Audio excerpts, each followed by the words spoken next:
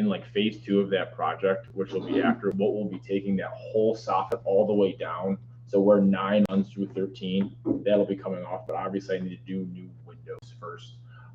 Gina's windows are actually double pane and fine, and she does have a full glass commercial door. I got some opinions on that from the guy at Ridge Cabinets. They do a lot of glass door work for us. It's like, we can replace it. That would be great, but it's not going to look much different. So a lot of what we're modeled after will model after how Mescalata looks now, taking it up full white once I touch that, cut into that soffit and feel and see what I cut into. And that whole soffit is going to be new.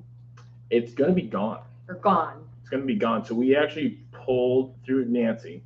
The town historian gave me pictures from back in the day of what they look like. So are you guys taking a look at the picture on your laptop right now? Yeah, yeah. Do you mind if I scoot over and just kind of point out? Yeah. I don't have a projector, obviously, to point out for the whole class. No, like show us like I have But- up here. Yes. Like I have the current state of the building. Let me grab my phone real quick. We're excited. I'm excited. Okay, this is fun. So okay. Awesome. So we're coming down here.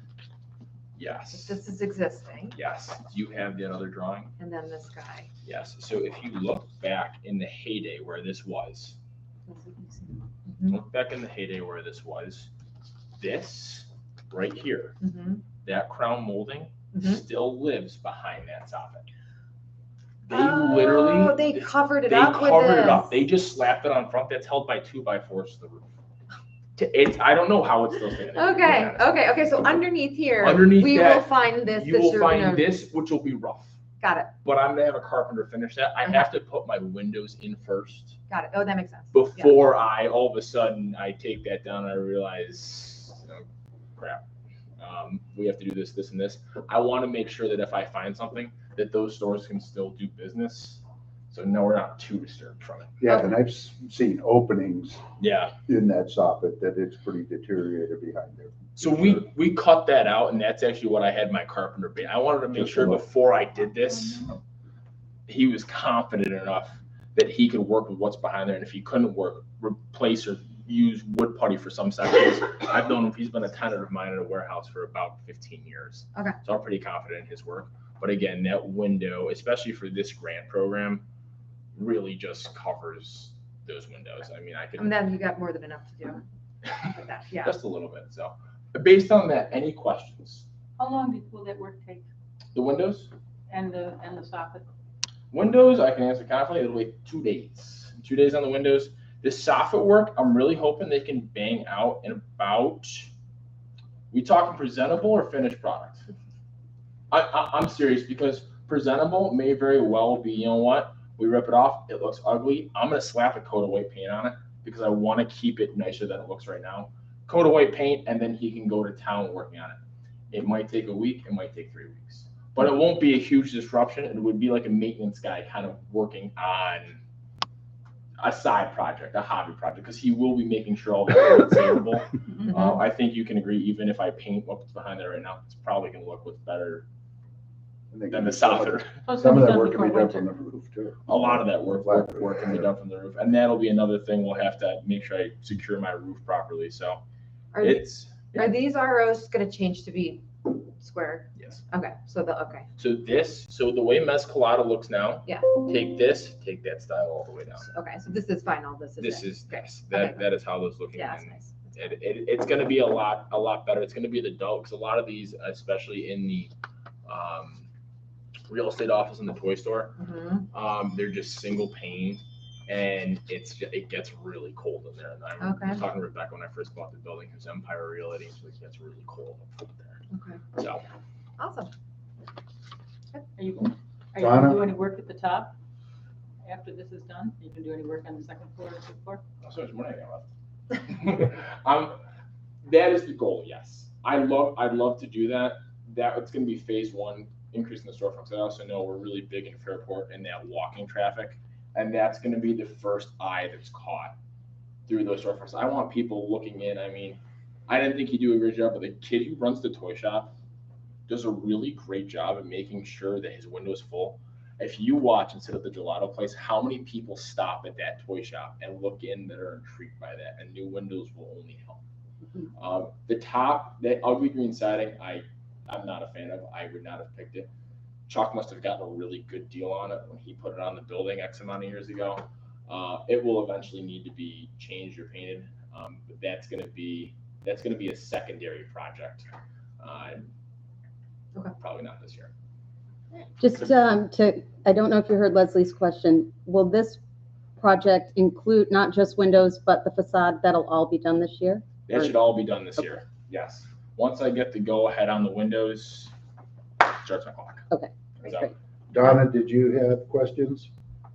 No, nothing from my side. Thank you. awesome. Thanks, guys. Appreciate Thanks, it. Ian. So their application is asking for our maximum grant amount Yes. based on a project cost of $24,537. You reviewed that, so anything, Jonna, that you want to add to any of this? I think I appreciate Ian being here to share all of the details on his project. So I don't have anything to add other than to reaffirm that that particular parcel from a walking traffic perspective is pretty active and relevant to our community. I think that the historic nature of the Millstone Block building is relevant from our own OCED mission of quality of life and complete community and wanting to restore and maintain the assets we have. And I think it's great that we have a new property owner who's coming in and starting some of that work. In addition, Ian's been a great collaborator already, and we've talked about forward-looking opportunities, and we all are interested in other parts of that building, and he's aware of its position on the canal as kind of a corner on our other four corners. Right. And so I think he will continue to be a great partner and collaborator as we look at other opportunities for restoration of that property. Thank you. Okay. I think it's great. I guess we can take action now. I don't need to wait till the Okay. agenda item for it. So we have all that information. Our questions are answered. Is there anyone that would like to make a motion on this application? So moved. I'll second. Any further discussion? All in favor? Aye. Aye. Aye. Got it. That's exciting. You see him. All right, so we'll move out of that. It's still staying on LDC.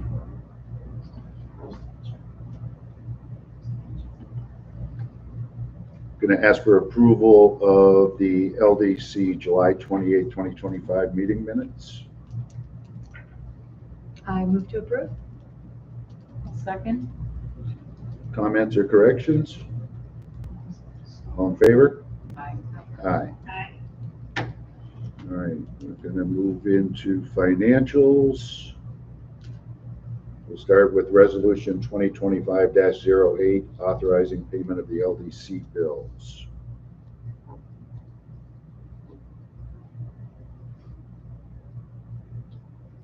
Pending my review, I will say let's approve them.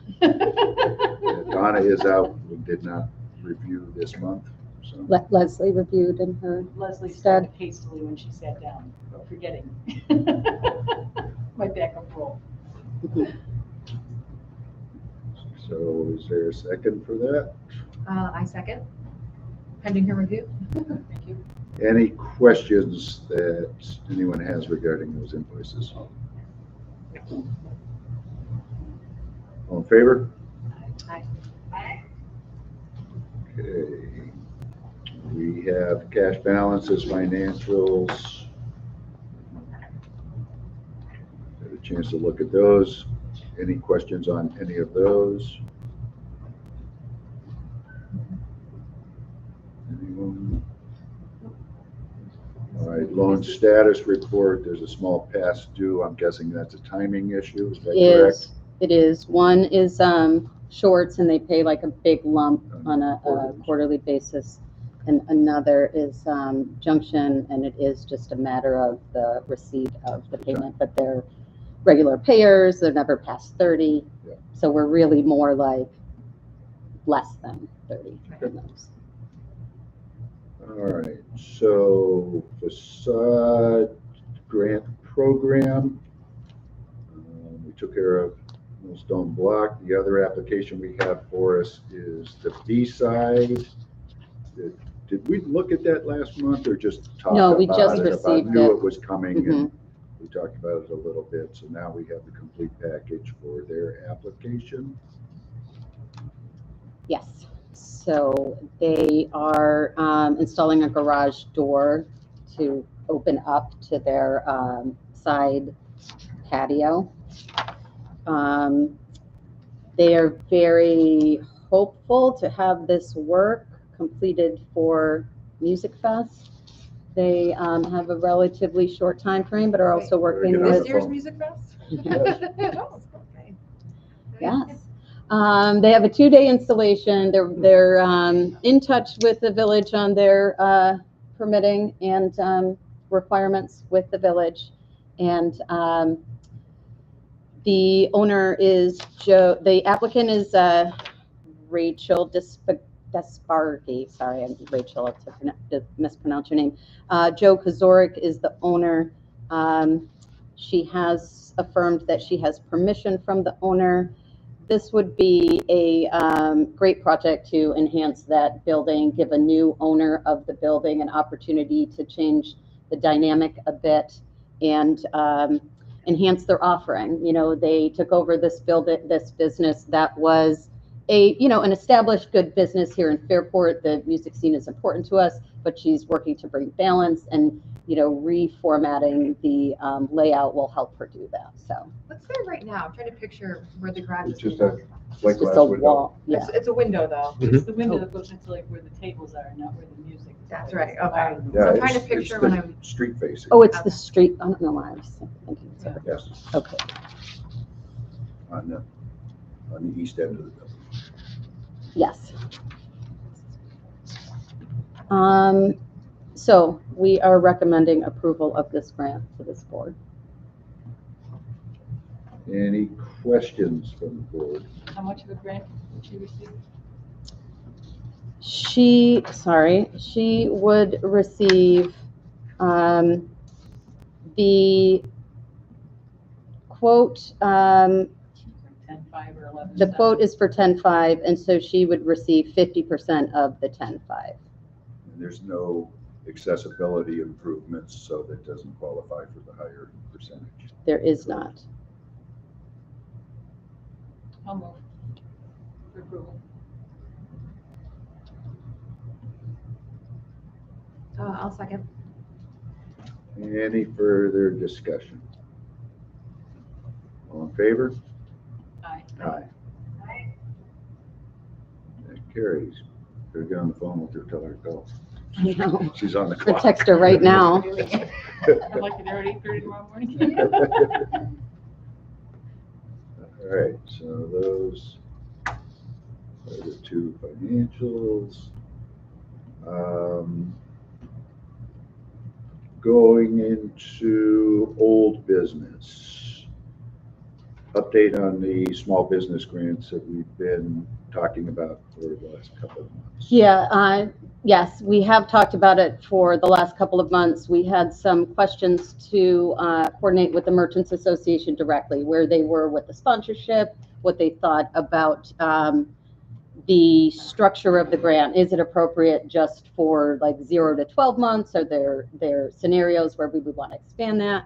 I did talk with Nancy Regas in her role as representing the Merchants Association. I learned that they're just not there yet in answering some of these details, and they don't expect to be able to like thoughtfully engage in it until after the end of the year. So they've asked us End of the to year. table it until the new year based on a lot of things that they've got This going wouldn't on. roll out till at least February, Yeah. Oh, that's too bad. assuming they can think about it in January. Yes. And we need them because they want to pay for the course. They want to pay for the course, yes, and we're making the course a requirement Right. for the grant, so we have to kind of sort that piece out with them Yeah. and get their perspective. I hate to have people lose the opportunity if they do go for 12 months. Like I'm speaking to a groomer up here, and Mhm, I mean, it'd be like she's like a perfect candidate mhm. for this. She's been there less than 12 months, but not much less. So I think waiting another handful of months would put her out of the qualifications. It's a Yeah, bummer. well, one of the things I talked about with Nancy, and I think we talked about a little bit in this meeting, is that 12 months might be kind of aggressive Yeah, to that say may you're not not be the you're right not number. a new business after 12 months, and that maybe it's 3 years, or again Okay. seeing what really is the startup phase of a business, and we might need to accommodate a longer period than we had thought about, to your point. Okay. So that's the status on that, and I just wanted to share that back with this board, so we don't have any immediate ability to take any action until they sort out their intentions there. And then the budget follow-up is just a quick item to as we approved our budgets last month, those budgets have been uploaded to Paris and certified there, and are ready to be established as our budget in QuickBooks for the coming year, and prepared for our audit, which will start shortly here in the next month or so. How'd everything go doing it? The upload, It was, okay? yeah, no, it was easy. I mean, not easy. It's But tedious. But doable. Right. I would say that's probably the easiest part, is just uploading something you already created out here, as opposed to the bigger annual reporting. Right. January. Yes, well, before year end, I think, is the last stuff that we do. Any other old business? No new business on the agenda. Anyone have any new or old business? Anyone on the board? Donna, anything? Nothing from my side. Okay. Yes, I will.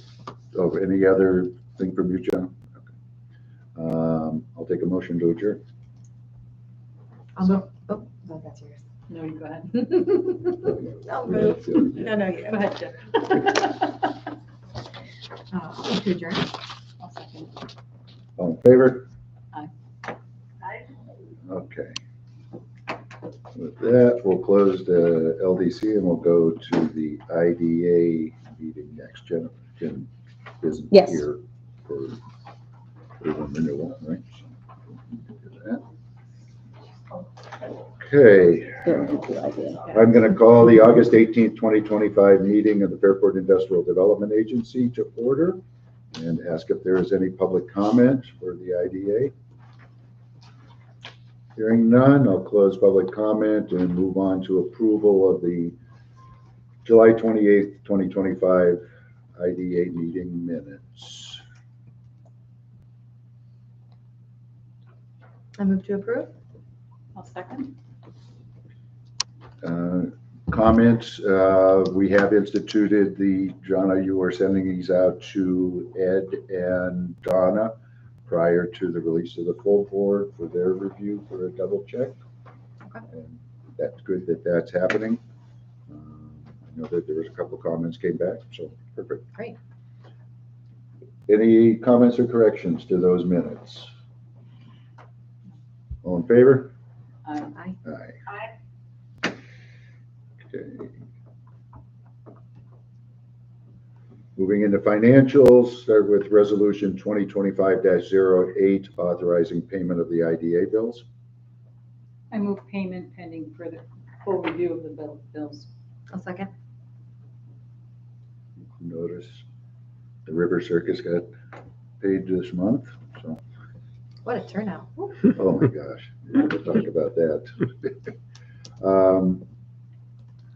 Okay, any other questions again on the bills? All in favor? I just had a question Oh. on the 1520 for pet rep. Was that social media support, or is that we were finished with that? Yeah, so just to clarify, thanks, Donna. We did last month, what I thought was the June payment was the May payment, and Pat was just a little slower in her invoicing. So this is the June, and that was the end of That's the her final. contract, and that will be her final. Okay, Yes. good, thanks. All in favor? Aye. Aye. Okay. Moving on to cash balances and investment reports.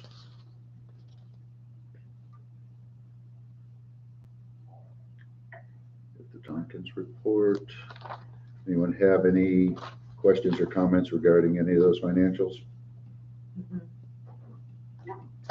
All right, move into Jana's executive director report. So we had the Flotsam River Circus, and it was very well received by our community. I've heard differing quotes on attendance from 12,000 to over 3,000. So somewhere in the realm of maybe 2,000 people or so showed up. It seems we were the benefactor of the fact that they were kind of making their way down the canal. So I heard reports of people who had seen them in Brockport or in the city the night before, and they wanted to see them again, or they didn't want to go to the city to see them, and so they came here to Fairport. And so we ended up kind of being like the last stop for Rochester, and that contributed to the attendance. And so that was great. The other feedback I had, the village businesses, the ice cream shops in particular, had a great night following, lots of crowds and lines. Because of the turnout, maybe the logistics could have been a little better for viewing and perhaps a little more organized. We might not have anticipated the level of interest. And if we were to do it again, we would probably not we, more like the colloquial we, since it was a partnership event. But the feedback was have more capacity for viewing in that scenario. But overall, it seems to be that it was pretty well received, and the performers were very grateful for the OCED contribution. The community feedback I got was 90% positive. Mm-hmm. What were the challenges around, like the logistical kind of stuff? Stacking. Yeah, yeah. Stacking, that's like. Well, that's right. You and I kind of got Yeah. pushed in opposite directions, crossing each other there. But yeah, mostly positive. That's what I've heard. So. Great. The other thing I wanted to share was a construction update, streetscape and bridge. The streetscape continues to move along very well. I think we can all see the evidence of the work that was done. They continue to move to the south pretty quickly. They have developed a good rhythm as to how to interact with the businesses, how to make sure that a particular business has the right access that it needs at that time that they might be specifically disrupting it or pouring their sidewalk or whatever they may be doing.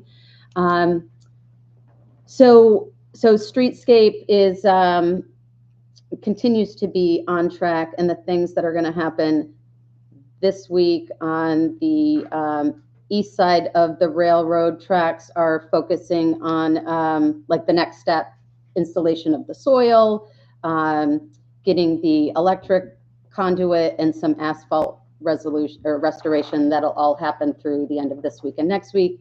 And then here on the west side of Main Street, east side that way, west side that way, more concrete removal and excavation, and then the same things will follow there. So streetscape is going well. The bridge project, I think everyone has heard there is a delay. Thankfully, we have a date on the delay, and right now that is October 1st.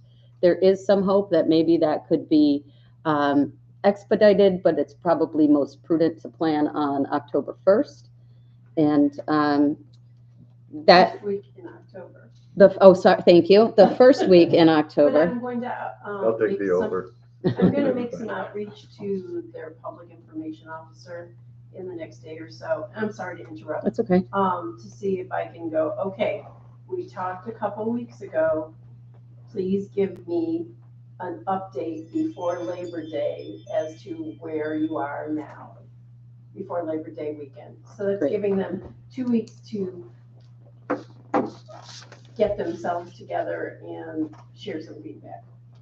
Thanks, Mayor. As soon as I hear something, or if Brian hears something, we'll be certain to share it with everybody. Great. I'll also say that Brian White, Village Manager, has been really great in including OCED in communications and updates. When they come out, we get them, and I'll be pushing them back up to you. So thank you for that. There is going to be a challenge this coming weekend for the music festival. Okay. There's a lot of open areas, you know, they've completed sidewalks, but Mhm. for good reason, there are areas that they have not been able to finish off on corners in particular, Mm-hmm. you know, with some of the major lighting poles that need to go in there. So those, I guess, I'll look at the mayor and just if they can reinforce with DPW that those are well secured as best as possible. There's going to be a lot of foot traffic up and down Main Street. I will see everybody tomorrow morning. I will do my best to share that. concern. I'm pretty sure they're aware, but I'm pretty sure they're aware, just to reinforce. Just a brief update on Canal Side LLC, which is the owner of Packets. So through the budget process, we take a deep dive into all of our accounts, and it came to light that Canal Side, since the change of ownership, has not paid the rent for their ground lease. So they had a significant delinquency. I've been in conversation with the ownership. They were apparently not aware of that requirement, but they are now. And they are making efforts to. Didn't we take action on that, like before that extending the contract You- from one you- to We the landed. other? met him, No, you did. You certainly did. You Yeah. certainly did, and you Okay. reassigned the ground lease. right. But Just perhaps slipped their mind. it was a lot going on, and that Right. it may not have made that connection. Okay. But yes, they did make a request to assume the ground lease. You approved that, but they never made any payment on that ground lease. How much are they delinquent on? So they were 8 months Do we need delinquent. executive session for any of this? I don't know. I guess I Look at would. that. Depends on what the board would like. I think this certainly could go into executive session since you're discussing the financial matters of a Okay. particular. Okay. Yeah, that's So- important, yeah. Okay. So outside of that, I would just say we are in communication. They are making efforts to cure it. We are still in a place of coming up with what's an acceptable cure for that. And I just wanted to make this board aware of the scenario, and we can talk more about the details. But you are in regular contact with Yeah, them, and- and there is progress being made. There is towards progress being satisfying- made. They have made, they are actively making current payments and have made some of the past So they've payments. started paying. They have started paying, and they've Okay. started paying on the what is in arrears. Okay, cool. Yes, but they are not current yet.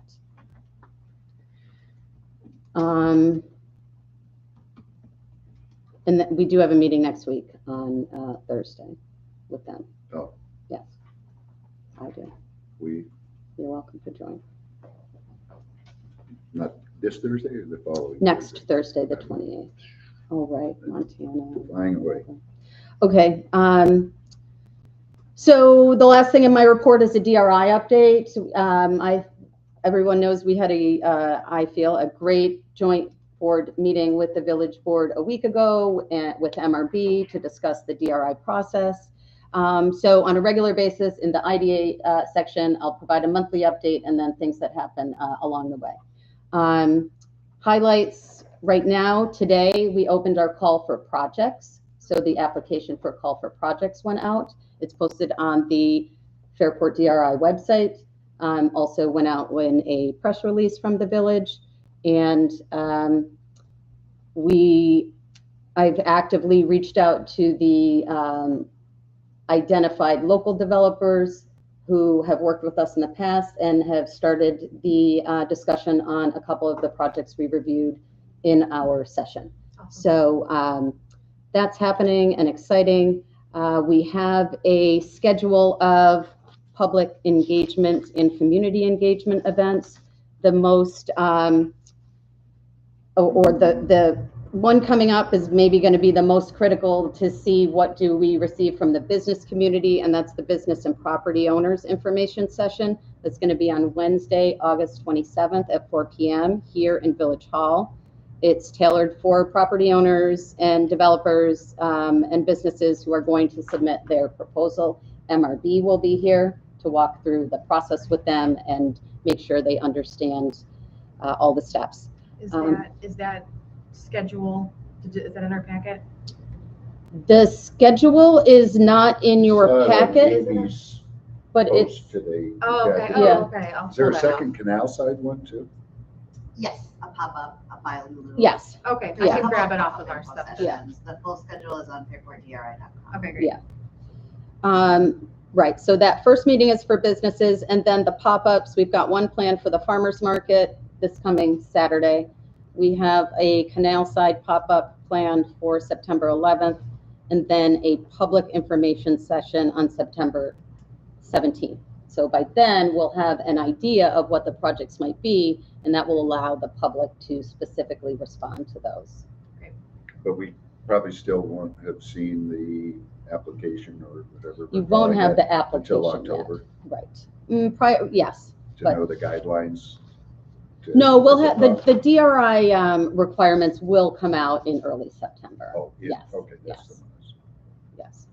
But our application won't So be we ready can by then. evaluate projects that are going into Yes, our application. correct. Just some highlights that we had talked a lot about DRI being really residential focused now. And I have had some direct conversation with, in particular, Jeff Seidel, who we all know does some great residential development, and he has acquired some properties off of Whitney Road that he's looking at a multi-family development there. We still have our own discussion of our OCED projects and what we could potentially do there. And I had a great meeting today with the owner of the cannery and Joel Barrett, and they're looking at a significant residential development at that location that could be a great fit for DRI. In the old, the Calvary side. Oh, got it, Mhm. okay. Oh, that's interesting. Yeah. Joel Barrett's looking at that one? Joel and Doug Together. Calabrese together. Together, oh, okay, Yeah. that's great. Yeah. So suddenly, when we're like, do we have enough residential? We could have a really cool residential project that could be Yeah. part of this application. That's So, really neat. Okay. So that's DRI and what's happening right now. Any questions for Jonna about anything else that's gone on since we were together 3 weeks ago? Anything, Donna? No, nothing for my side. Thank you. Okay. We're on Whitney, which is. I think it's the stuff that the church owned. Yeah, it was from the Baptist Church. home. You said Or across from the Baptist Baptist home. There was a Tell you couple the of, you know, that addresses. little, Little houses there. Yeah. Yes, it's like a cluster of homes. yes, Yes. that Jeff bought those. Oh, I thought it was they were kind of 250.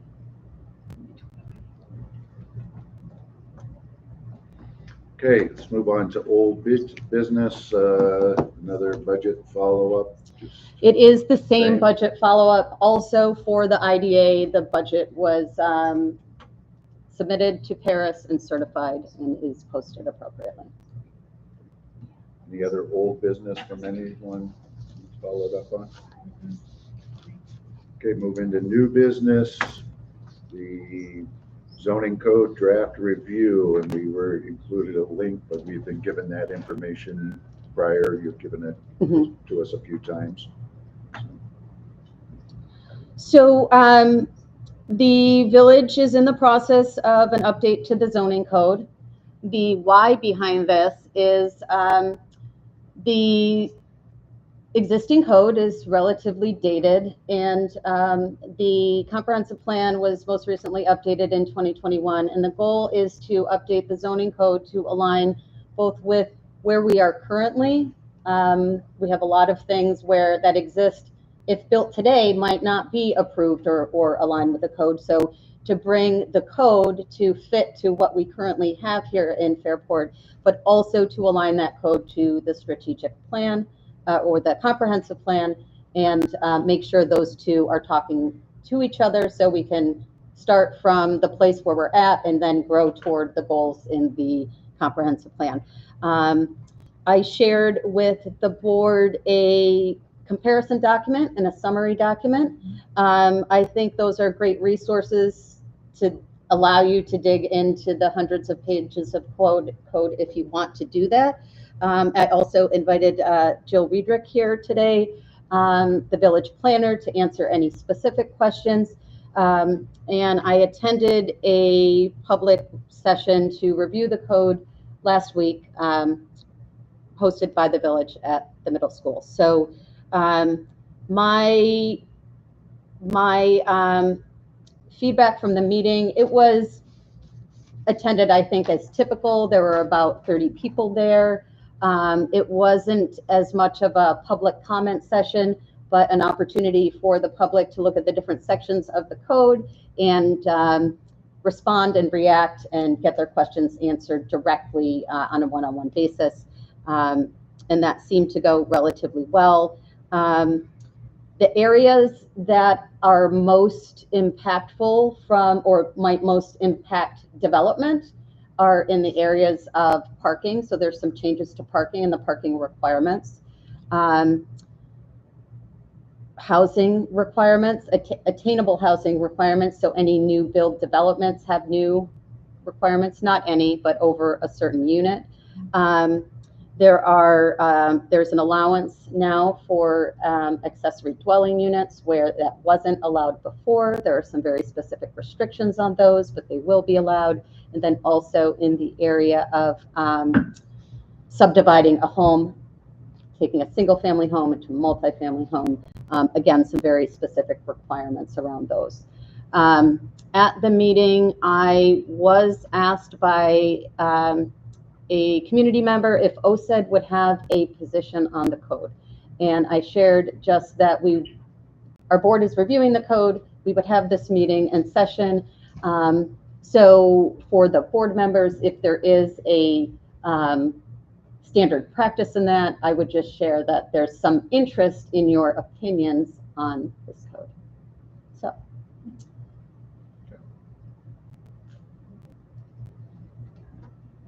Any questions on that from anyone from the board? I don't think so. I don't know how to give an opinion on the zoning. I'm not fully done in my review of it yet, so I'm not prepared. Like, I've read a lot of it, but it's really well written and it's great to review, but I haven't finished a full review on it. I think the attainable housing part's really interesting. I'm curious how that's played out in other areas where, because I think it's 10 units or up, you have to have 10% affordable, right? Or to the median. Instead of the, like, I'm not sure, or what, would it be helpful if Jill just gave like those 4 highlights that you gave? If she could give the basics, then the board would all be on the same page. As someone who sat through every public meeting last week and listened to public comment and answered questions, by the end of the week I could actually describe how the code worked and what was different, and found it not to be that exciting the way people might have thought. But maybe if you touch on yeah, if we could just kind of touch on those points and kind of keep it condensed. The multiple families, so that's not all these houses can get switched to multiple families. What is in the code with regard to attainable housing, and do you want her to touch on parking or something else? Yep. I will touch on all those things. So as far as attainable housing goes, so we've developed code that will require those that are developing over 10 units, that 10% have to be attainable. And for us, that's 80% of AMI, so that would be that annual number yearly. For 2025, for a family of 4, it's $83,000. And if you think in comparison, the average family income is $99,000. So that's not far off, but it still provides an opportunity for us to say, okay, typically when somebody is developing more than 10 units, they're getting money from different pots. And so we're at the table too saying, hey, you know, we have identified that there's, we have an issue to ensure that everybody that works here can also live here, where this requirement is now part of the code, the direct code. For accessory dwelling units. Can I just Sure. stop you there just to talk about that for a Yep. sec? So I think it's great we need attainable housing. I would only push back on the over 10 being in the game where I'm not sure how many over 10 units buildings are all getting money from other sources. I think there's movement to try to get that middle housing. Middle housing's hard because you have to do a big project to get tax credits, right? So there's not always funding for these middle projects. Correct. Right? And so that's where we kind of get that sticking point. So I just didn't know if you had put thought into, like, if you have somebody that's like, I want to build 12 units, and then they fall in the sticky place where you want that housing, but there really is no state or federal aid. Yeah, and so I had conversations early on before we started really digging into the code update with one of my former colleagues that's a housing expert. Yeah. And I said, tell me about, like, what is the funding, like, what is the real expectation? And it's very hard for like 4 units, right? A little bit easier as you go up in units. So we settled on 10 based on, we had looked at code from other municipalities within New York State and outside of New York State as to what they were doing. Great. So one of the important points with this code is it's a dynamic document. You should be looking at your code annually and ensuring that it's working for you.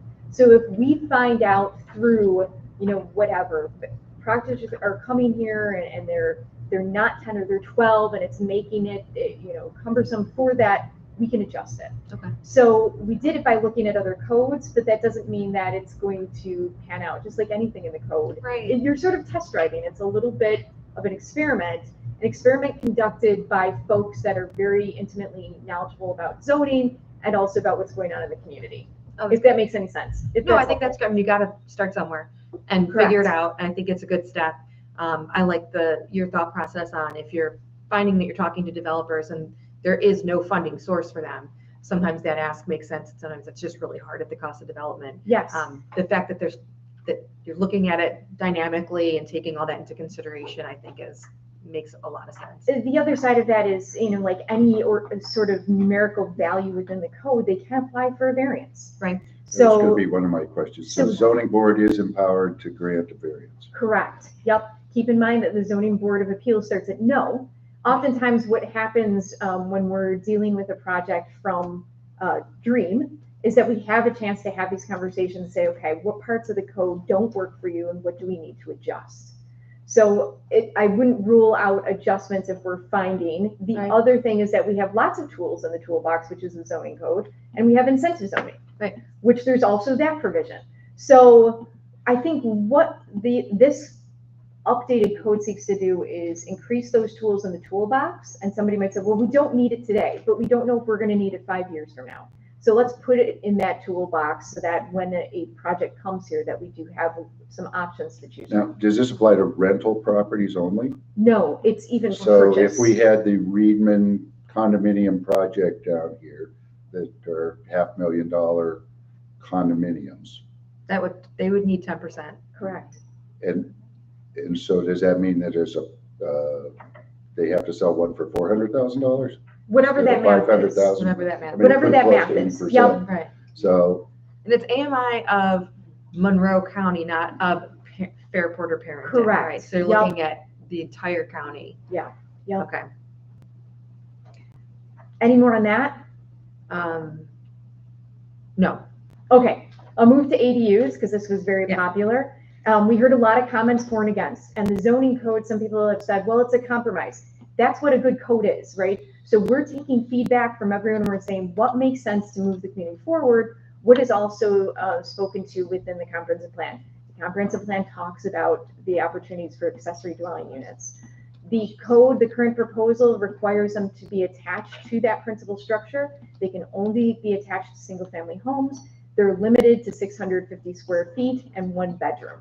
So a little bit different, there's different variations of what an accessory dwelling unit could be. So you might say accessory dwelling unit to somebody that lives in the city of Boston, and that means something different, et cetera, et cetera.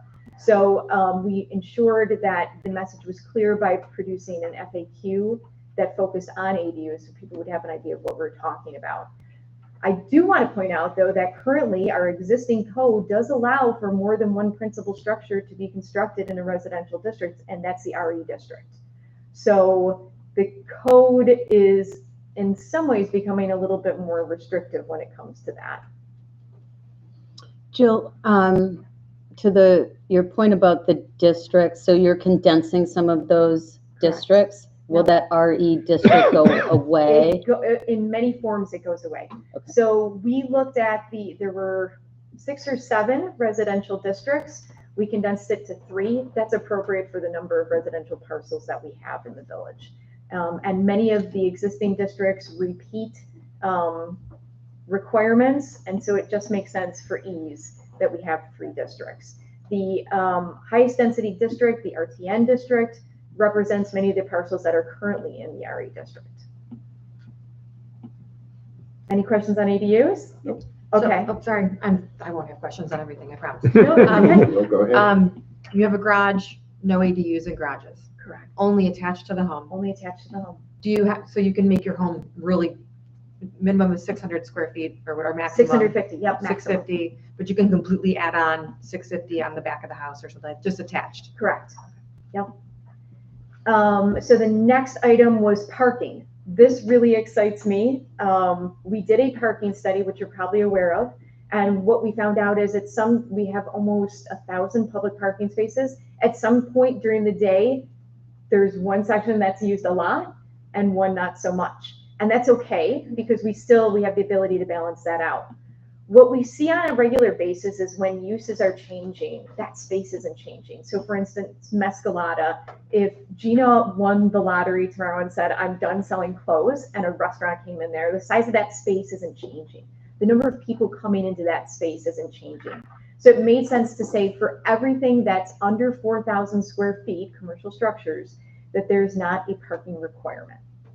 Can I ask you to clarify? Someone asked me about that. So you said Mescalata, but not Millstone Block.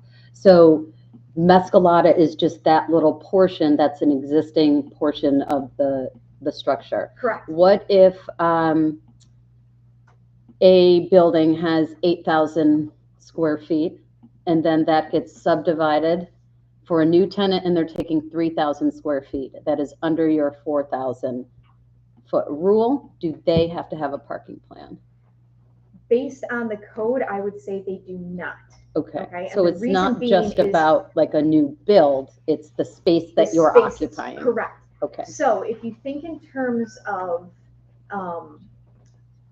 if we have multiple units, the goal is that those spaces, they're only going to be able to have so many people come into them, right? Mm-hmm. So if you have smaller spaces, the occupancy number is going to be low. The number of things that you can put in that space are going to be low. And I think a smaller size really speaks to small business. We want to see an increase in small business. Typically, when we're thinking of like a Family Dollar, they're 6,000 square feet and more, right? So if somebody comes in and says, I'm going to build a Family Dollar in the village of Fairport, you're going to produce a parking plan. And that parking plan really speaks to encouraging other modes of transportation. So we want you to consider there's 8 bus stops on Main Street.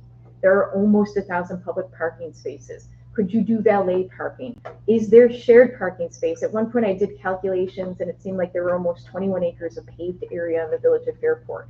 We know that not all the uses are operating at the same time. So if I run my store from 9 to 5 and I have 10 parking spaces, but the restaurant next to me is open from 6 to 9, they could share my parking spaces. So we're encouraging people to think about parking differently than we've been doing for the last 50 or 60 years, where I'm opening something and I need to create my own parking spaces. And we also know that parking is expensive, right? Mm-hmm. To develop a parking lot, you're talking about $5,000 per space. We know. Bikes. Bikes. They're part of your parking. We're also requiring bike parking, which is something that we haven't done previously. So because we are a walkable and a biking community, we want people in the front of their store or somewhere within close proximity to their entrance to put a bike rack. But same requirement, only those 4,000 feet and up. Oh, I want to say it's for everything. Okay. And then we are also requiring, if you are developing a new parking lot, that you put in an EV charger. So we are doing a couple things that aren't typical, and but we know that these things are mentioned in the comprehensive plan, and they're getting us to where we want to be as a village. So any other questions on parking? Is there any incentive? Let me think before I say that. Hold on, no, I need to think that through Okay. more. There are requirements for residential parking in that parking. There is. Yup. So residential, you will notice on the use table, which is something that's unique to the code. If you read the current code, it's very difficult to read. So we knew going into this, we wanted to make it easy for people to be able to go through. There is a use chart, a use table. And within that use table, you'll notice that in the residential districts, there are things that are not residential. Community gardens, community centers, public, semi-public uses, that can include municipal buildings. There are parking requirements in the residential districts. So you can't just build a house and say, I'm not putting in a driveway and I'm going to burden my neighbors. Right. Okay. How does it handle when people are counting shared spaces and stuff like that? Because I know there's confusion before about, the parking, and then everyone, so all these people are counting the same group of public spaces as their allotted space, and the math doesn't actually work if everybody shows up at the same time, which sometimes can be kind of a pickle. Yeah, it can be a little challenging, right? Right. So when we're talking about, obviously, our public parking spaces, that's hard to really get a handle on, well, who's using what when. If there are parking agreements that are signed, we're requiring that you provide documentation of that parking agreement. Okay. So if somebody says, hey, I'm now going to be using parking spaces at 123 Easy Street. Right. Okay. And we get that parking agreement and it's signed and it's executed, all of that stuff. And then 6 months later, somebody says, I'm also using parking spaces at 123 Easy Street. We're going to be like, you're not. Okay. So when someone has to show shared parking spaces that they're using under the code, there's an actual written agreement. Yeah, that's great. This Okay. is pretty common with the churches Right. over there that are primarily using their properties on Sundays. Okay. Do we have that with our spots? Do people, or is ours just public? And we're just public. Okay. So we're encouraging those sorts of things to actually keep a handle on it, right, as best we can. Okay. Can you say that again, just so I can understand that? Okay. So if you are required to provide a parking plan, the expectation is if you are sharing parking someone, that you will provide an executed contract that states the number of parking spaces, the location of those parking spaces. And so that's something that either the board is taking a look at, or if you're 5 or fewer spaces, that the zoning officer is taking a look at. If 6 months, and let's say the agreement is for 123 Easy Street, I'm using 10 spaces at 123 Easy Street, and I know that 123 Easy Street only has 10 parking spaces available. And they say, I'm using those between the hours of 6 and 10. And 6 months later, 123 Easy Street says, this is a great way to make money. I'm just going to keep on signing contracts for these parking spots. And somebody submits another parking agreement for 10 parking spaces. Well, I know that we've already approved one. So we're going to say, that doesn't work. And so their parking plan would be denied on that basis. Do parking plans take into account the public parking? So how are our spots accounted for in people's parking I plan? want to say that we settled on, forgive me, because that sun is blinding. Yeah, and if I'm asking like point question, you don't have to answer right now. No, I can look that up for you. Okay. Because I remember how, it's one of those situations where I remember how I wanted it to read, Right. and I don't know if I got my way. And so I will look that up. Yeah, and that's not a follow big up with deal. you. Yeah, I was just curious. I'm like, bye Ian, thanks. How our spots are accounted for in everybody's math of what they are allotted for and who's using them and who's getting credit for them. I don't know if that's a thing, but. Right, and maybe to Jennifer's point, we don't sign agreements, right? So someone could say, hey, there's X amount of spots here, and there are, but they're more like a first come, first served scenario. Yep, and public parking spaces, you typically assign a percentage to, which will count that towards a parking Okay, plan. that makes sense. Okay. Yep. So now that I've put that out in the public, I hope that that is also in there. Right. Well done. Thank you. So what provisions are there in place, or will there be in place, that prevents a situation like we have at the cannery, where we have people, significant changes of use? Or is use not going to be a factor in the, is it all going to be based on square footage now, So- or parking Yeah. requirements, or is it going to be in Yeah. use too, like traditionally and like kind of the world uses? Well, it's going to be on that size of that space, right? Because as I mentioned earlier, whether you're a restaurant or retail, So the that space cannery is could size come of- in, so well, the cannery, was granted variances. it was granted waivers. The way the current code is structured, it doesn't require you to provide any documentation that you are meeting that parking requirement any other way than saying, I'm within 500 feet of public parking spaces. And so, since I have been operating the planning board, we've done it a little bit differently. We've said to people, okay, you're within 500, but tell me the other ways that you are also meeting that parking requirement, noting that there are only so many spaces that you can use. So it's a little bit of a take on what the code provides, the draft code provides.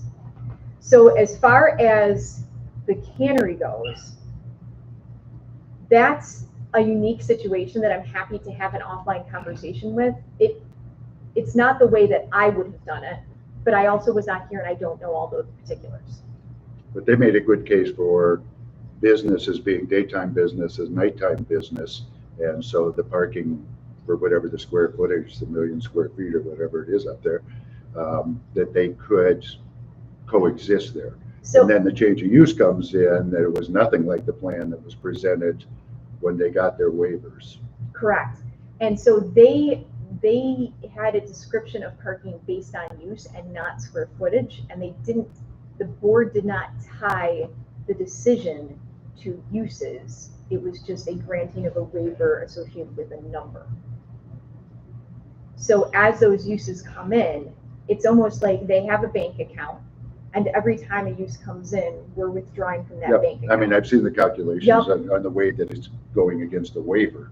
Yeah. You know. Yep. So if things had maybe been done a little differently and connecting it in the actual resolution with those specific types of uses, not necessarily the exact use, I don't think I would have handled something like that differently from my experience. But again, I don't like to comment on other planners because I don't know all the particulars. How does so? Oh, you go. I guess what I want to understand is are the new proposed parking regulations going to at all ease the congestion that we have on the north side around, the nightlife district up there? Or are we still going to be struggling in any way? Or if something opens and something new comes in, is it going to be different for that new use than exists for grandfathered uses or So, the existing yep, uses? so the waiver for the cannery still exists. So part of our code states any approvals that were previously granted, they continue. It's unfortunate, I think, when operators make a decision to bring in uses that operate at the same time. And I'm speaking in generalities, because then it makes it difficult for that property. Now, do I think that the proposed parking will make it more difficult? I actually think that my hope is that it will reactivate some of the vacant spaces that we see south of that area. And because of that, one can hope and assume that more people will park at the landing and then make their way down to the cannery. We know that we have a lot of retail opportunities. We make it interesting for people to walk down there. And I think we're going to continue to do so. When you hear about people saying, oh, it takes so long to walk from X to Z, it's oftentimes because there aren't interesting things to look at.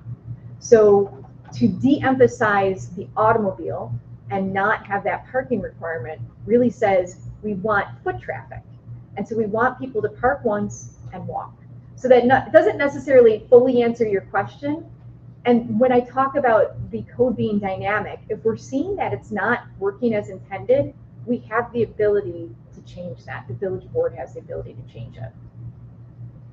When you say that, Jill, can you just highlight how it's different now, how it's not dynamic, and how the village board doesn't have that ability, just from like a layperson's perspective? I don't know how it would be changed. The village board has that ability, Okay. but how can I best describe this? How many of you still have T-shirts from 1992? Okay. Maybe So you're the first group to not. 1972. Okay. That was the So 74. Was that right? We update these codes because things have changed, right? Mhm. And so it's easier to update your wardrobe if you have a lot of current pieces. It's much more difficult if your entire wardrobe is from 1992. So, and codes often work like a spider web. So if I pull one thing, then I'm updating all these other things. And this code gives us a good baseline to make those changes. It's not to say that the code hasn't changed between 1992 and now, because it has incrementally, but we haven't kept an eye on it as typically we should. So that will be happening going forward. Thank you. So one last thing on this. So the new zoning code doesn't take into account use. It takes size into account. So like say all these parcels were under 6,000, is it 6 or 4? 4,000 square feet, and everybody wants to open up nightclubs. Like that could happen, or something, all same use, It could same happen, everything. but I'll tell you why, I've had people say, well, can't you put a limit on the number of bars that are in Fairport? Right. You can't, right? And so there's an element in zoning of letting the market control what's going on, right? I don't know enough about the bar operation to tell them what their parking requirements should be. But if you're opening a bar, you want to make sure that you have the parking, whether it be on site or within close proximity, to make your establishment successful. So I would hope that people would say, okay, Fairport's Main Street is full of bars. If I'm opening a bar, that's not a place for me. Right. That's So we're hoping that the market weeds itself out of this because it becomes oversaturated. Correct. And or they decide there's no parking at night. Yep. That's the hope. That's the barrier that they're. And that's where our board comes in through our incentivizing of target businesses as opposed to businesses We have that we that already have a lot discretion of. to do that. So we can provide those incentives to, unless they meet with our strategic vision. Yeah, and the code just doesn't have that. I have seen in my career the lack of parking requirements be incredibly successful and breathe life into neighborhoods. Right. So I'm not that there doesn't need to be life breathed in to obviously Fairport, but I think that this will help. And again, it de-emphasizes the automobile. Right. Right. I think, yeah. The only thing I would have to say on that is that I think this is one of the #1 Uber destinations in Rochester for nightlife. I'm just living here. There's so many kids walking around going to the bars now in a way that there wasn't before. Yeah. And so their parking impacts it, yes, but just like, and then there's nothing we can do to. I sound like Footloose up here, like, well, we're get the kids well, listen, out. I have regulated live entertainment in my career. The regulations also, to a certain extent, there is the expectation, although I don't see it really doing that job, that the issuance of liquor licenses is supposed to be regulated from New York State. I have not seen that in action where I've actually heard about anybody not getting a liquor license if they apply. Is there an allotment to each area or So something? there's a hearing if you were within 200 feet of another establishment. Okay. They typically occur in Buffalo. So, and I too have not seen anybody get denied. Right. But I have seen dancing be regulated. So if that's something that appeals to OCED, I'm happy to rate that. Dancing's not the problem. Okay. The square footage versus use is still mystifying to me, and I obviously Like what if a cannabis shop popped up? Retail is retail for us, right? So there are, in the code, there are regulations for cannabis. We're regulating the hours of operation, but for us, cannabis is retail. Okay. By the state requirements, they have to be, they cannot be within 2,000 feet of another establishment. And when you do the mapping for this, it really limits them to Main Street. So you will likely only have one. Okay. There's no like But it's adult gonna be like use this. difference in retail. Retail is retail. Retail is retail, correct. All right, cool. Wow, sorry. I didn't think you All were right, going to get so many questions. Any more questions, or Donna, No. anything that you wanted to add here? I just want, Go ahead, Donna. I wanted to focus on the economic development part. So I'm looking at the summary document, and there's like a 6 and 7 point on the economic development part. And there's not a lot of detail, but I don't know if it's supposed to say the new code does this, so don't worry about it. We don't need the details for this, it's fine. But I would like, I think it would be interesting to get a summary of how we think that if there's any changes to the code that would help in economic development, help with that attraction to business. And then I did have a question of what live work units are. I'm not familiar with that term. Yep, so page 15 of the summary document actually goes through economic development and addresses the goals that were laid out in the comprehensive plan. I can make an argument that the entire code in itself furthers economic development, because if you have a clear, concise code, you're more likely to catch the eye of developers. So if your code is murky and the path is not clear as to how one gets approval in a municipality, developers know that that's going to cost them legal and architectural, land use advisory, etc. So we have developed a code that's clear and concise. Beyond everything that's mentioned in 15 about the requirements and regulations and encouraging public access, mix of uses, etc. So a live work unit, the intent of that is to allow somebody that wants to have, in many respects, like a small scale, whatever. They're an artist, they have a gallery, they also live there, they're doing their work there, maybe they're doing classes, and also on occasion they have a sale of their items. So it's really it's a little bit of a home occupation on steroids.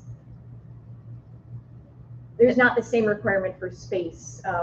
For a home occupation, you're limited in space. And we want to see these things downtown.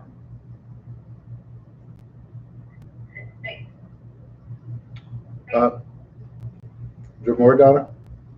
No, that's it. Okay.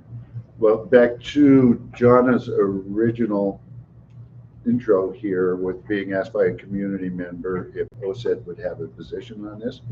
I would say OCED's position should look for anything that is anything in the zoning code that contradicts or goes against what our vision statement, our strategic plan is, that we work very hard in describing it. And I would think that would be, and I don't believe there is any, but I would think as any statement coming from the board, which we traditionally have not done in any of these opportunities, but it would be something like that, that we just look at our vision statement and we look at our strategic plan, see if there's any conflicts, and then, go from there. Certainly, and obviously, we all have personal opinions on how various things in this code are handled, and I would encourage all of our board members to reach out directly and talk to Jill or attend the meetings to ask more questions regarding that. Is it okay if I just make one last statement, because you brought something up? Yeah, okay. Is it about signs? Because we forgot to talk about It's not about and I signs, think but we can should. talk about signs too. Okay, yes. This is actually speaking I gotta to. keep this moving. I know, I'm sorry, but I just wanted to clarify, because the single family, the over 3,000 square feet is allowed to convert to a 2-family under certain parameters. And there's 1,751 single family homes. This code provision would apply to 36 of them. So that's about 2% of the single family homes. I just wanted to clarify that. 36 total homes. Correct. So really quick on signs, the new code is more specific about what signs are allowed. And if you could just like give a quick summary on the intention behind that. So the intention is to create a sign requirement that speaks to walkability and is people focused, not auto oriented. One of my favorite portions of the code that we added is the alternative sign program, which allows for a applicant to be a little bit creative. And I use the example all the time of Taste in East Aurora, New York, that has a coffee cup with steam coming out. That's not something you can typically fit into a code. How do I write code for that? So the alternative sign program, the intent is to get people excited about what their use is and to think about being creative in terms of signage. Great. Jill and I have talked about signs a little bit. And so in my review of the code, I also thought about like, what are the things that are going to make my phone ring? And signs could be one of them.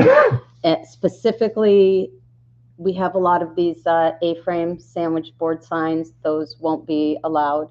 I guess that's probably the most, like, when I look at what we have and what is proposed, that is the most different. But you have a more intimate view of that. What, in general, if you know, everybody had an A-frame sign, have you done an analysis of the impact? Are people going to be able to keep what they have and have to change going forward, or how's that going? No, so currently the code reads that you can have the A-frame sign in front of your structure. It's got to be 10 feet from the door, and you should be bringing it in. And I think any one of us that walk around the village know that that's not the case. So the proposed draft does not allow for A-frame signs, but I think that there's enough opportunity within that code that we would love to work with someone to encourage them to provide the signage that does comply. You can put signage on your windows. Again, the alternative sign program. So there are enough opportunities for signage. Oftentimes when you have too many A-frames, the message is missed. And so if you drive down Main Street, you'll notice that there are a lot of A-frame signs. Thanks. In general, I think you said this already, but signs aside, is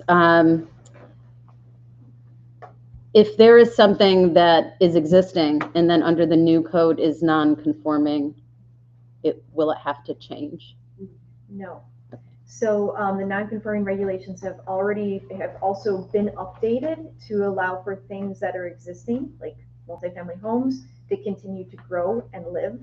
The current non-conforming regulations really say we want you gone. So if somebody has a valid permit, they can continue to do whatever they're doing, and that includes signage. Thank you. Anything else? Nope. Any other business for the IDA? Thank you, Jill. That was really helpful. Thank you. I'm going to speak for Jill. If you have, as residents of the Village of Fairport, if you have questions regarding this code, Jill, while we've had a whole bunch of public meetings last week, Jill is always open to people contacting her. And I know that I'm not speaking differently than how she communicates this via email. Give her a call. She'll be happy to go for a run with you first thing in the morning because she runs almost every day. So she is very open to having more conversations with people about questions you might have. If you were unable to get to one of the public meetings, please reach out to Jill. She makes herself available as much as possible, and I highly commend her doing so. Yeah, yeah. And the public comment period ends on the 20th? The public comment? Right? Yes, the public comment period ends on the 20th, which is Wednesday of this week. There is a public hearing. It is not question and answer. It's a public hearing at our September 8th meeting here in this room. The public hearing will be at about 6:05, and then the board may choose to act on the code that day, or they may choose, who knows what's going to come up. But the proposal is that it will probably be on the agenda for the board to take action on the code that day, or they might table it till the next meeting if some red flag comes up. But please reach out and contact Jill if you have questions or something that you don't quite understand what's in the code. And I can even explain the code after last week, Jill, thank sitting through now. Yeah, Thank you. You've done Sorry a to great job. interrupt you, Kathy. Okay. Could I have a motion to adjourn? I will move to adjourn. I'll second. All in favor? Aye.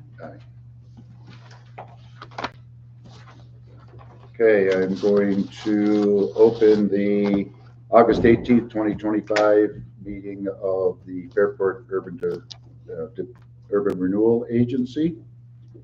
And ask if there is any public comment for the URA. Seeing no one, I'll close public comment. I'm learning, obviously, I don't know, IDA, URA, or local development corporation, which one would be the appropriate public comment. Doesn't matter. So I don't know if I could do that now, but I do have a question. Is that possible? Absolutely, absolutely. Well, we kind of move back and, well, no, we have 3 separate meetings. So you know, and all 3 of our agencies have different responsibilities. They have different authority. So they're all unique, but they're under the OCED umbrella. But public comment, we'll let you know if I say no. If it's inappropriate to just say the word, but first of all, I want to thank all of you for what you do. I was reading your vision statement and strategic plan, and the most sought after destination for residents, visitors, and businesses is incredible. I can tell you, I'm one of those residents that is incredibly proud to be a Fairport resident. We moved into the village in 2017 after being in the Woodcliff area for many years, in Fairport for many years, moving into the village. You guys are killing it. I'm proud, I'm excited. But I do have just a question, because when I see the sought after destination for residents, visitors, and businesses, how much of a priority is on visitors and bringing tourism revenue into the village specifically, ideally in winter months? Because that's a project that we've been working with. We have and I just want to understand, is that even a priority? Because and that is we'll go down one path. Comes through the Local Development Corporation, which is that was a meeting we just came. No, we started. The first one, we opened with the LDC. That's where that comes from. We support the 4th of July parade. We support Fairport Music Festival. We support the Public Arts Committee. We support community events, so that they bringing people into the village of Fairport is a lot of what we do. So the LDA is the place for that. Okay, that makes sense. And then again, that is the agency that is allowed to contribute to those things. The other 2 are not. Okay, so the LDA would be the source that we should work with going forward. Yes. Okay. Same board for all of them. Same board, but under the LDA. The LDC. Umbrella, LDC umbrella. Local Development Corporation. Yep. And does this board track the amount of revenue associated with tourism coming into Fairport in the summer and in the winter? We do not. Do we have any gut instinct on what percentage in the summer versus winter? And is prioritizing winter tourism something of interest to the board? Because I don't want to fish in a pond that's not a priority. If you get where I'm going, you know. We think we have a big idea that can bring tourism revenue in the winter, but I don't want to waste a lot of time pursuing this idea. We participated when there have been people that have come to us with winter ideas and winter projects, whether it was the pond hockey. Yeah. I think we were a supporter of that. The ice skating rink was really a partnership initiative, but we were invested in that. So as opportunities that come up, I don't know that we're going to prioritize one over the other, summer versus a winter activity. Right. But if there's something that is going to benefit the community, is going to bring dollars in, that's going to bring people in, then yes, we're supportive of that. I don't know that we need to make a distinction between summer and winter. Okay, perfect. That's all I need. That's all I need to know for now. I'm working with Canal Corp on some ideas and introducing them to the folks in Ottawa. Imagine if this canal could indeed be frozen in the winter. That's the big idea. But I don't want to get anyone excited. Tom Wolanski Too late. did. I don't want to get anyone I'm pretty excited. excited. Tom Wolanski did a lot of. I have talked to Tom. So Tom did a we'll plan along. for us about the refrigerated ice within the canal property. He came up with that.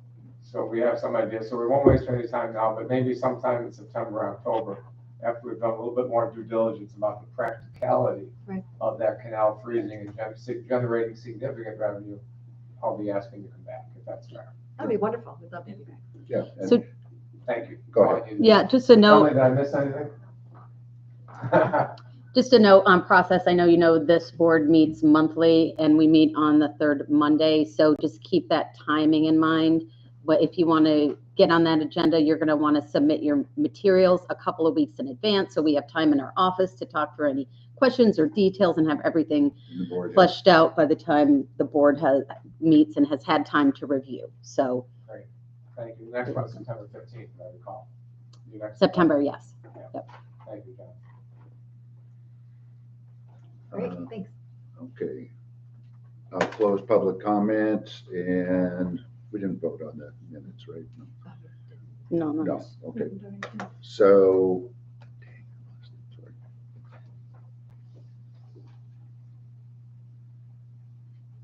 motion to approve the July 28th, 2025 Urban Renewal Agency meeting minutes.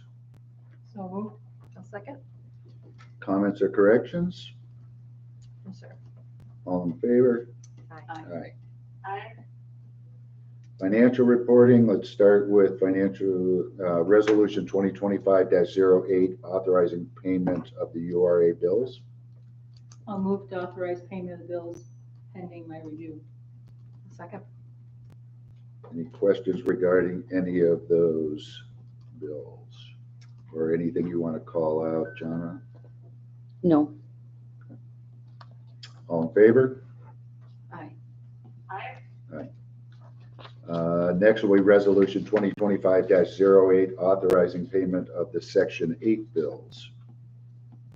I'll authorize payment of the Section 8 bills pending my review.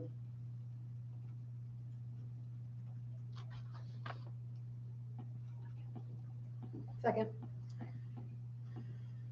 Any questions regarding any of those? All in favor? Aye. Aye. You know, we can go through the financials and cash balances. We all have those. There's P&Ls.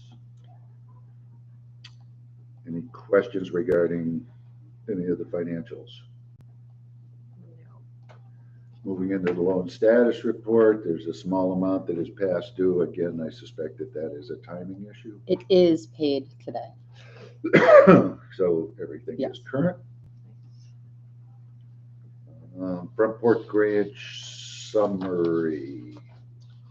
There are no new front porch grant applications, so this summary is reflective of existing and the applications that were approved in the recent past board meeting. Have you seen, are any of these under construction currently? Have you seen?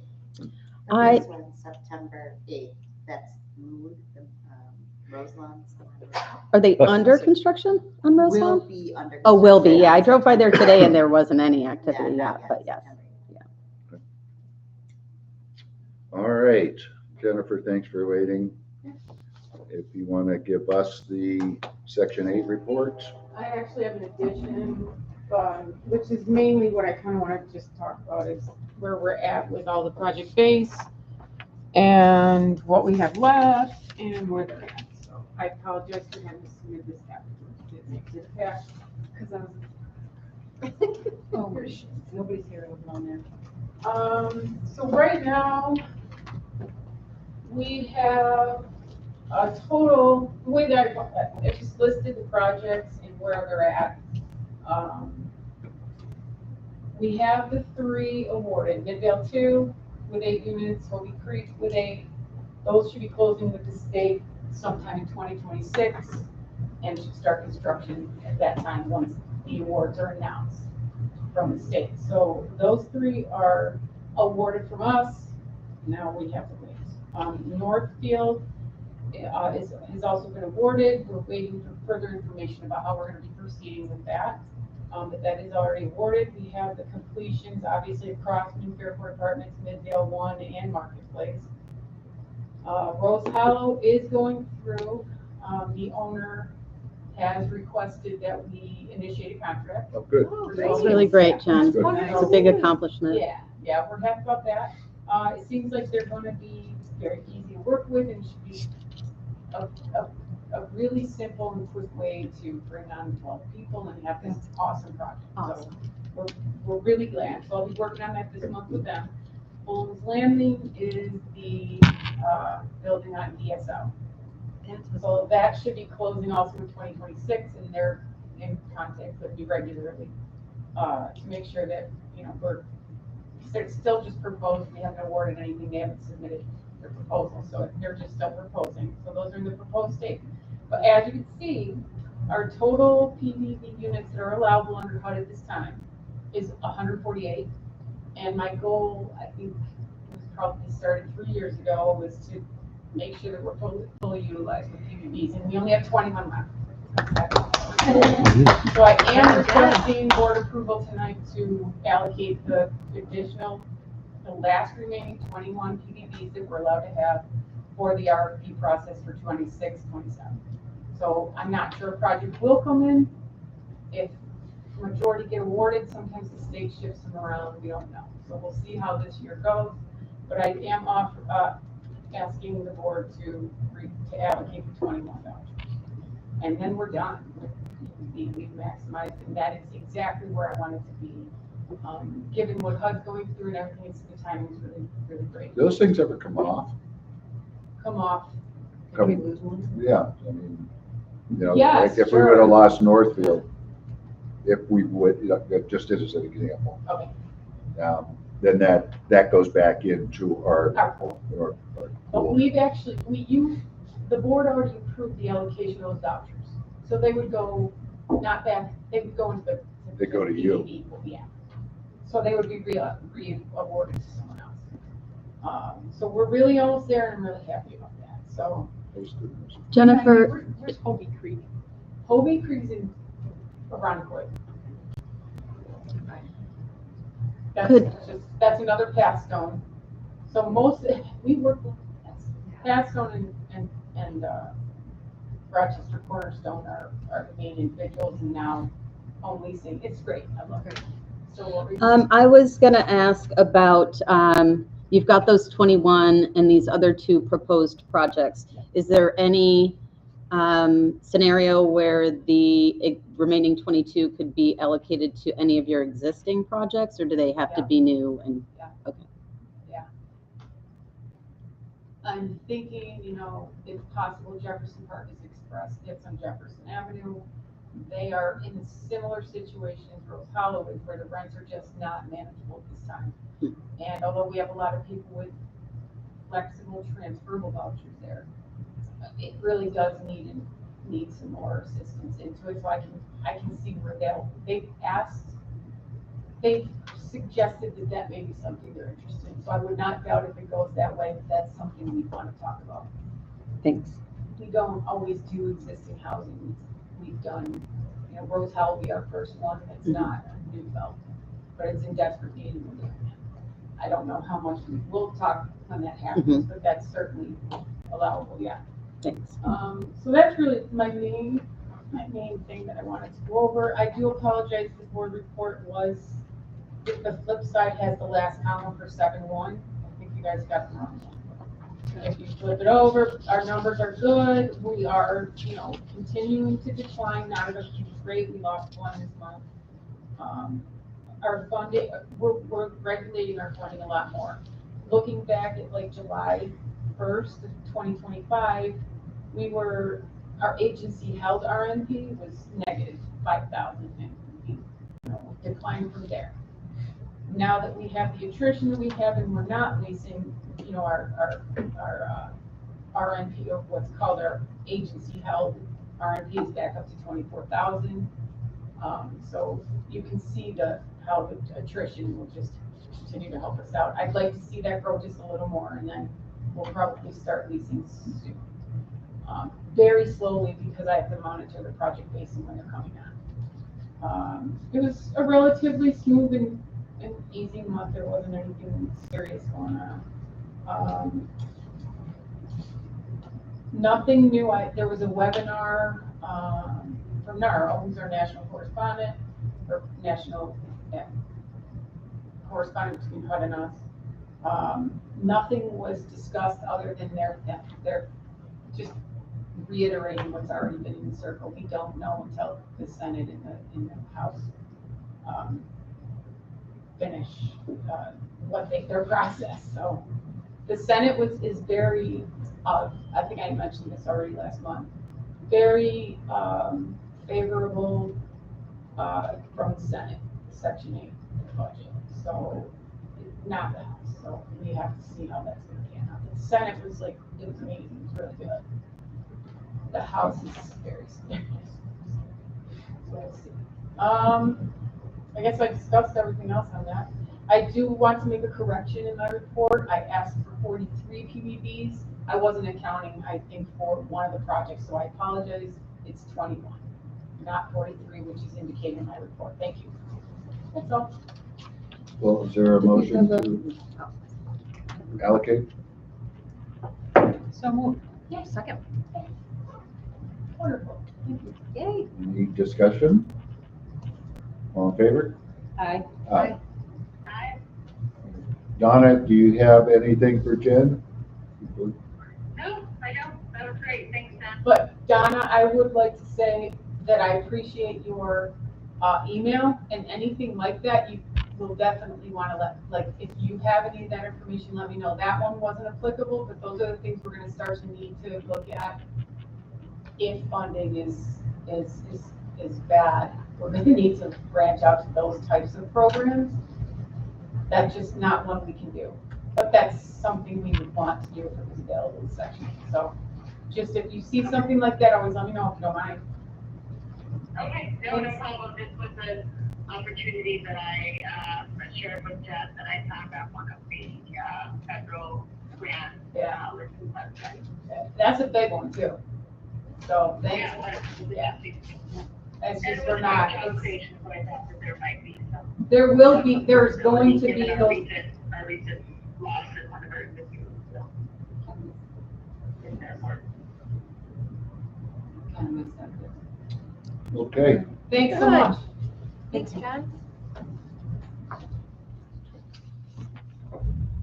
Moving on to old business, same budget follow-up. Yes, budget for the URA has been uploaded into Paris and certified and posted on our website. Any other old business? Any new business? Anything from the board for the good of the order? And I guess I'll take a motion to adjourn. Are we going into executive session to discuss that other matter from the other board meeting?